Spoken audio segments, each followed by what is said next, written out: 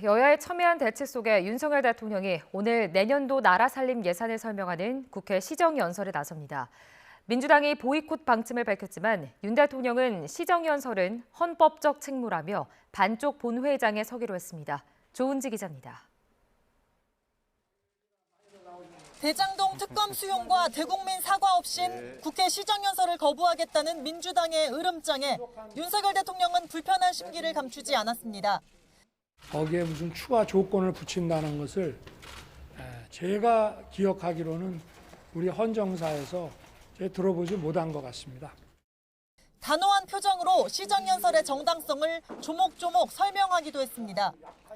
헌법이 보장하고 있는 대통령의 국회 출석 발언권과 예산안이 제출되면 정부의 시정연설을 듣도록 되어 있는 국회법의 규정, 그리고 여야 합의로 25일로 일정이 정해졌는데 대통령실도 정부가 나라 살림과 씀씀이를 국회와 국민에게 설명할 책무가 있듯 국회 역시 국민 세금을 어떻게 쓸지에 대해 보고를 듣고 챙길 책무가 있다고 압박했습니다. 그러면서 윤석열 정부의 첫 번째 예산안은 재정 건정성을 유지하면서도 사회적 약자와 취약계층을 어떻게 챙길지, 미래 세대를 위한 역동적 경제는 어떻게 가꿀지 상세한 구상이 담길 거라고 예고했습니다.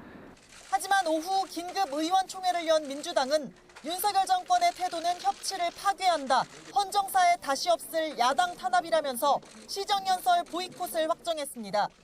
피켓 시위나 규탄 구호 재창, 집단 퇴장 등 다양한 방법이 논의되는 가운데 구체적인 액션 플랜은 오전 10시 본회의 전까지 숙고할 것으로 보입니다.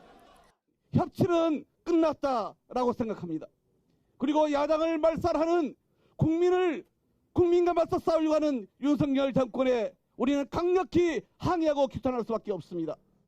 정적 제거형 야당 탄압의 골머리인 윤석열 정권 강력히 규탄하면서 이런 냉랭함은 5달 전과는 180도 다른 분위기.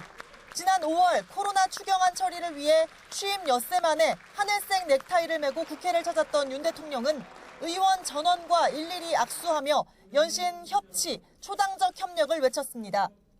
공동의 위기를 극복하기 위해 기꺼이 손을 잡았던 처칠과 애틀리의 파트너십이 그 어느 때보다 필요합니다. 진정한 자유민주주의는 바로 의회주의라는 신념을 저는 가지고 있습니다. 대통령실은 한때 한덕수 국무총리의 연설문 대독도 검토했지만 엄중한 경제안보 상황 속에 책임을 다하겠다면서 윤 대통령이 국회에서 국민께 설명하겠다고 확정 공지했습니다. 지금으로선 반쪽 이상이 텅 빈 썰렁한 본회의장에서 윤 대통령이 연설할 가능성이 큰데 대통령실은 뭐가 옳은지는 국민이 직접 판단할 거라고 언급했습니다. YTN 조은지입니다.